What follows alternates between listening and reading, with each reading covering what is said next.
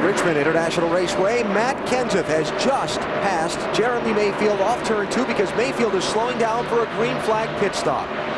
Lap 143 was the last time Mayfield and these other guys stopped. They stayed out on track under that series of cautions, Dave. Now they got to stop under the green. And Jeremy has stayed out at least 4 times, Alan, under caution for going the pit stop for track position and to stay in the lead. No changes to the chassis here. A 4-tire change and fuel in the car. Again, these guys stayed out last time, as you mentioned, pitting now after 120. A little slow to get away for Mayfield. They had to wait for the fuel, for the car to get full of fuel, because that was a great tire change for those guys. Now remember, the Dodges have traditionally gotten a little bit less fuel mileage than the Fords or particularly the Chevrolets in their racing configuration on a track like this. So we'll be interested to see how much longer Matt Kenseth can stay out along with Kurt Busch, Ryan Newman, and the others. 10 or 15 laps is going to be about all we see. They're the 17 car. Kenseth, now the leader, puts Biffle a lap down and trying to put Casey Kane another lap down. It's close. But they have put Jeff Gordon in the 24 car a lap down.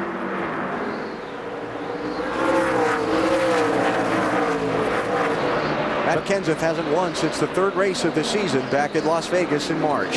But if Casey Kane, if this thing will go green long enough for the 17 car, the 97 car to make their pit stop, then he will gain a lot of ground on these fellas, because the 9 car made a pit stop about 60, 70 laps ago. He will not have to pit. This car just doesn't look like it's driving that well, though, for Casey Kane. It looks like he's got his hands full there.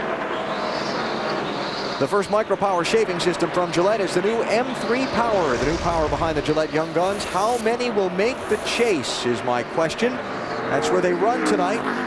5 of them were in beginning the night as Kenseth peels off to pit road. Well, he got all of it getting to that line.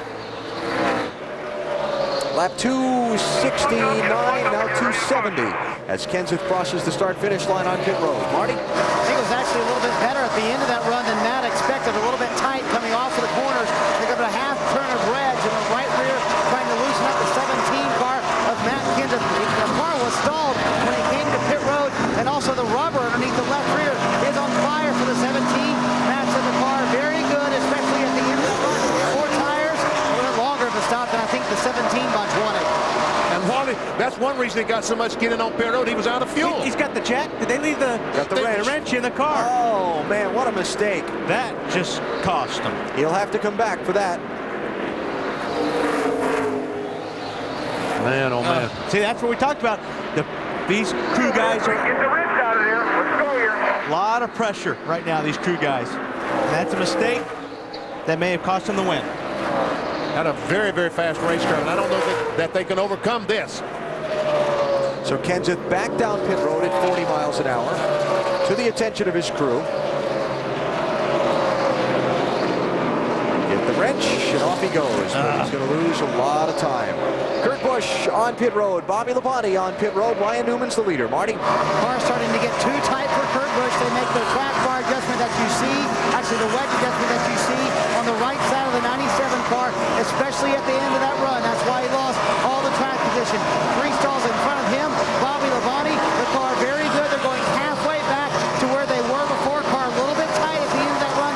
Half pound on the right front tire for Bobby Labonte, who's having an excellent run. So Labonte heads back on track. Michael Waltrip next among the lead cars to come to pit road. And we keep an eye on both Ryan Newman and Rusty Wallace. They will follow Michael Waltrip down the pit lane. So Newman, who took over the lead when Kurt Busch stopped, makes his visit to the pit lane at lap 274, and Jeff Burton goes to the point. Man, 127 laps to go. Can these guys make it the rest of the way on fuel? Yes. I don't know. Oh, that was close, Bill. And Rusty Wallace got clipped by the 27 cars. He was pulling into his pit. He's got some left rear damage. Looks like it's only cosmetic, but it might have knocked out the bumper. This is 4 tires for Rusty's. Car's a little tight. Matt Moreland pushing as long as he could. A track bar already completed on Ryan Newman's Dodge. We told you that late in the run, the car was just way too tight. He could not get it to turn in the center of the corner, and he's down and away. Elliott Sadler also on and off pit road on this lap. Jeff Burton's the leader. Tony Stewart is second. Dale Earnhardt Jr. is third. Mark Martin is fourth. And then Mike Bliss will move up to 5th. Earnhardt Jr. on a different pit stop sequence than these other guys who are stopping now. And we expect Jeff Burton in shortly.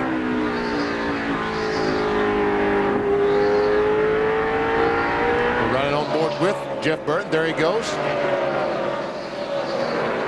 We'll have to wait until the cycle of stops completes to figure out exactly how badly that mistake hurt Matt Kenseth. But for right now, he's being shown back in 30th place. 2 laps down.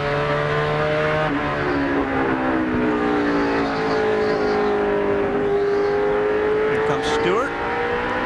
Keep our constant vigilant eye on the championship standings and who's in and who's out in the race to the chase, as Tony Stewart makes his visit to the pit road. And you'll see that Casey Kane is going to be Bill Weber. 20 of Tony Stewart on pit road. He's had a good night. He's been able to work his way back into the top 10. They come around to the right side first, change those tires, and whip around to the left.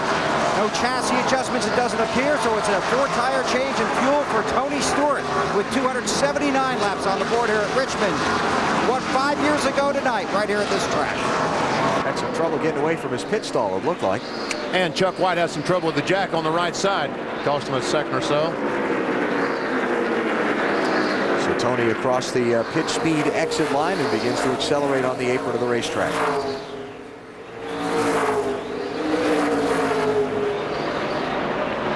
So Jeff Burton waiting on his stop to pit road. Then it'll go to Dale Earnhardt Jr., who'll be the leader. Now these guys that are stopping now had all pitted under the yellow at lap 143. Jr. stopped as late as lap 207. Remember when he was involved in the incident? And then the second dust up with Casey Kane made several stops to pit road for repairs and so forth. So he's got about 60 laps more on fuel than some of these other guys who've been stopping. Here's our leader making his entrance on the pit road, Jeff Burton. And his stop is going to come at lap 282. So he can make it the rest of the way easily. Marty, coming to you. Yeah, just to confirm that, VP, they can make it the rest of the way for Jeff Burton. This is another solid run for the 30 team since Burton's been in the car. His 4th race in the 30 car. It's loose at the start of the run, fairly good at the end of the run, so they will make no changes to the chassis. A little slow on the front tire, on the right front tire for Jeff Burton's team. Critical pit stop, a team that can win the race, but they could lose it here on pit road. Pretty good stop, though.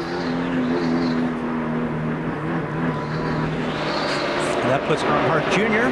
at the point. Yep, moves Mark Martin to 2nd, Mike Bliss to 3rd, Carl Edwards to 4th, Mike Wallace to 5th. Martin. Yep, Mark last stopped at lap 183, so he was about 40 laps out of sequence to these other guys. Okay. So Junior had 60 laps, Mark had 40 laps. Mike Bliss underneath Mark Martin, trying to take the spot. And that's going to be for 2nd place. And again, Mark being pretty careful tonight, or as careful as you can be racing on a Nextel Cup short track. Pretty nice job by Bliss tonight. Marty told you earlier, I think it was Marty, his 2nd Nextel Cup Series race this season. Ran the Chicago race earlier this year, finished 31st for Joe Gibbs. And he's trying his best not to slide up, not to get in the corner too hard and slide up and hit the 6th car. And you notice Mark's giving him a lot of room when they go into the corner. Mark's not driving right down on the left side. So they race for 2nd, while Dale Earnhardt Jr. holds the top spot. Got a sequence of out-of-kilter pit stop schedules that have shuffled Jr. to the head of the pack.